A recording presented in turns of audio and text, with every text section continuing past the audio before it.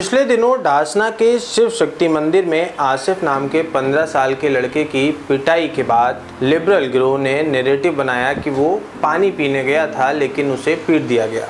हालांकि उसे पीटने के आरोपित शंगी यादव ने बताया कि वो और उसका साथी महिलाओं के साथ अभद्र व्यवहार और शिवलिंग पर पेशाब कर रहे थे। इस प्रकरण में वहां के महंत यति नरसिंहानंद सरस्वती, जिनका कभी नाम दीपक त्यागी हुआ करता था, खासे चर्चा में आए।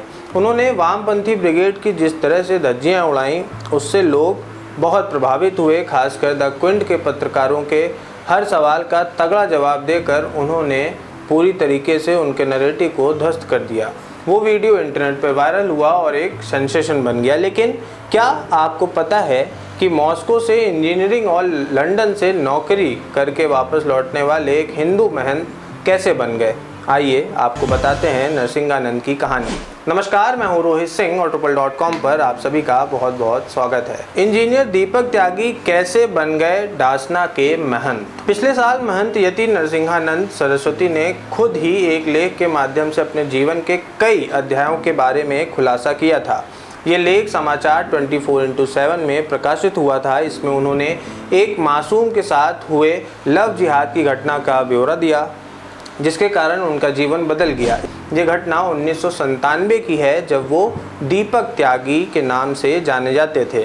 इस लेख में उन्होंने जानकारी दी है कि वो उस वक्त मॉस्को में इंस्टीट्यूट ऑफ केमिकल इंजीनियरिंग से एमटेक की शिक्षा प्राप्त करके देश लौटे थे। वे कुछ बड़ा करना चाहते थे और इसके लिए उन्हें लगा कि राजनीति में जाना चाहिए। उनका जन्म एक उच्च मध्यम वर्गीय किसान परिवार में हुआ था और उनके दादाजी स्वतंत्रता से पहले बुलंदशहर जिले में कांग्रेस के पदाधिकारी थे। महंत यति को इस पर गर्व है कि वे उन बहुत कम लोगों में से हैं जिन्हें आज़ादी के बाद स्वतंत्रता सेनानी के रूप में पेंशन नहीं ली। वहीं उनके पिता केंद्रीय सरकार के कर्मचारियों में यूनियन के एक राष्ट्रीय स्तर के नेता थे। महंत यति का कहना है कि उनका जन्म एक त्यागी परिवार में हुआ तो उन्हें बाहुबल की राजनीति पसंद थी और कुछ जानने वालों ने समाजवादी पार्टी की यूथ ब्रिगेड का जिला अध्यक्ष भी उन्हें बनवा दिया। तो उन्होंने बताया कि जैसे कि राजनीति में सभी करते हैं, उन्होंने भी अपने बिरादरी के लोगों को एकजुट बनाया और कुछ त्यागी सम्मेलन भी आयोजित किए। महंत यति नरसिंहानंद सरस्वती बताते हैं कि तब बहुत से त्यागी उनके साथ हो गए और उन्हें एक युवा नेता के तौर पर पहचाना जाने लगा। चूँकि उनके दादाजी कांग्रेसी, पिता यूनियन लीडर और खुद समाजवादी पार्टी के नेता थे, उनका मानना है कि तब उनका हिंदुत्व के किसी भी विचार से कुछ भी लेना देना नहीं था और विदेश में पढ़ाई नौकरी के कारण धार्मिक बातों को लेकर अंधविश्वास और ढोंग समझते थे। वे लिखते हैं कि मेरठ में रहने और विदेश में पढ़ने और अपनी सामाजिक व राजनीतिक पृष्ठभूमि के कारण उनके बहुत सारे मुस्लिम दोस्त भी हुआ करते थे। एक दिन अचानक वे भाजपा के संस्थापक सदस्यों में से एक पूर्व सांसद बैकुंठ लाल शर्मा, जिन्हें प्रेम भी बुलाते हैं, उनसे उनकी मुलाकात हुई। तभी संसद की सदस्यता से इस्तीफा देकर हिंदुत्व जागरण का काम शुरू किया था। उन्होंने दीपक त्यागी को मुसलमानों के अत्याचार की ऐसी ऐसी कहानियां बताईं कि उनके ही शब्दों में कहें तो उनका दिमाग घूम गया, लेकिन विश्वास नहीं हुआ। फिर उन्होंने उस घटना का जिक्र करते हुए बताया कि उनका कार्यालय गाजियाबाद के शंभू दयाल डिग्री कॉलेज के सामने था। उसी कॉलेज में पढ़ने वाली त्यागी परिवार की एक लड़की उनके पास आई और उनसे कुछ काम है। जब महंत यति ने उससे पूछा कि क्या काम है, अकेले में बात करनी है, ऐसा उस लड़की ने बताया। सरस्वती जिस लड़की की बात बताते हैं, वो लड़की उनको क्या बताती है, दरअसल में उसकी एक किसी मुस्लिम लड़की से दोस्ती हो गई होती है। फिर वो मुस्लिम लड़की एक मुस्लिम लड़के से दोस्ती कराती है और फिर उसके बाद वो दोनों मिलकर उस हिंदू लड़की की बहुत सी तस्वीरें लेते हैं और फिर उसको कॉलेज के तमाम लड़कों में बांट देते हैं।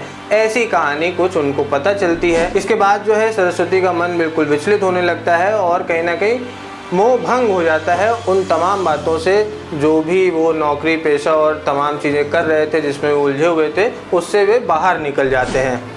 यहाँ तक बात पूरी समझ में आती है, लेकिन क्या ये सिर्फ एक व्यक्ति के मन का विचार नहीं हो सकता है? ये सवाल आप ज़रूर खुद से पूछिएगा, जिसको आज इतने लोग फॉलो करने लग गए हैं सिर्फ एक वीडियो वायरल होने से और अपनी तीखी बातें बोलने की वजह से। जो व्यक्ति कुछ भी अंडसन किसी एक धर्म के बारे में बोलता है उसको इतने लोग फॉलो करने लगते हैं, क्या सभी उसी की विचारधारा के लोग हैं या वही आपकी विचारधारा बनाने के लिए बना है? जिस तरीके की सरस्वती बातें बोलते हैं उन बातों से तो ये साफ लगता है कि वे कहीं से भी धर्मनिरपेक्षता और सौहार्द की बात करते नज़र नहीं आते हैं और सौहार्द के पक्ष में नहीं हैं। उनके सारे वीडियोज़, उनकी सारी बातें देश में आतंक फैलाने और घरेलू हिंसा पैदा करने का काम कहीं ना कहीं ज़रूर करती हैं।